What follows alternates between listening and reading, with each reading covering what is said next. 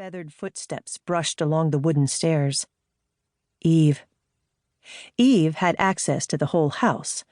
Riva wasn't allowed upstairs. Neither were Anne or Polly. Anne had finally produced, but she hadn't been able to leave yet. Adam had to be sure the child was well and healthy, or Anne would have to produce again.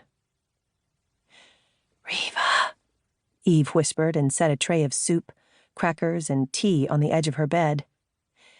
"You need to feed her, Riva. She has to be healthy before you go." Riva turned her head, exhausted and weak. "You know he's never going to let you leave, Eve.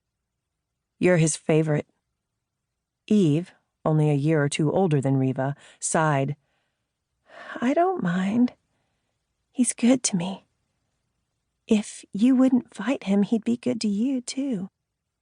Nothing was good about Adam. Riva turned to Eve. "He's done something to your brain. You're not thinking clearly. You have a home, a family, a life outside the baby basement. If she could get out into sunshine and away from here, she'd see that." Eve ignored her pleas to come to her senses. "What will you name her?" Eve asked. Riva wiped her runny nose and turned her face to the cool concrete wall again. "I don't want her," she whispered. Fear and guilt mingled with panic. How would she care for this baby? Why should she? She hadn't even looked at her once since she'd birthed her only an hour ago with the help of Eve.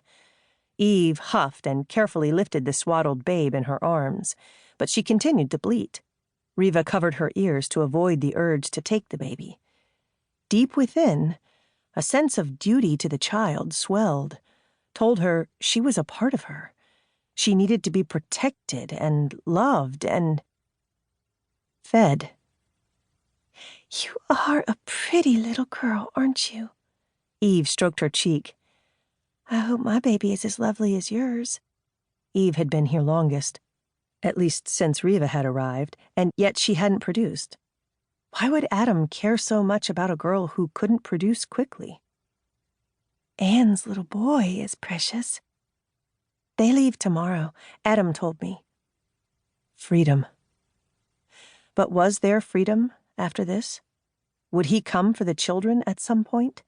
Come back and take her for more babies? Footsteps clunked on the wooden stairs.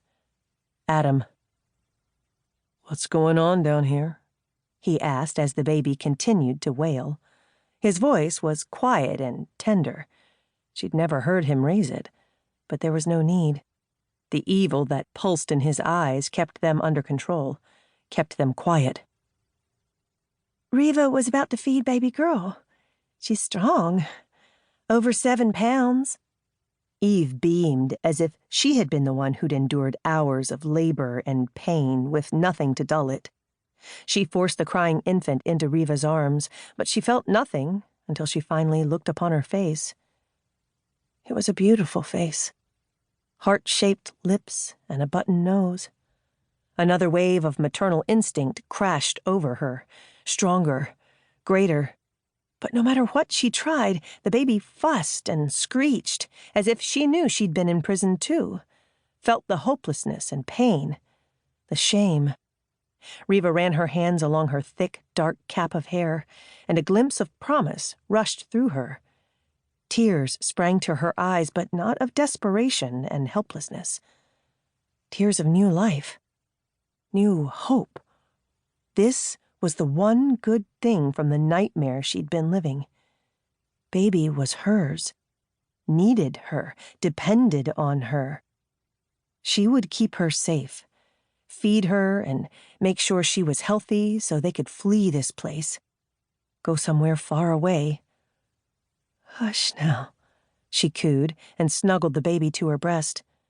But she wouldn't eat, wouldn't stop wailing, until her face turned purplish blue. What was she doing wrong? Why didn't her daughter feel secure in her arms? There, little one. Mama's here. I won't let him hurt you. It'll be okay now." Except it wasn't. Frustration and despair sank her heart as she felt powerless and helpless to even comfort her own daughter.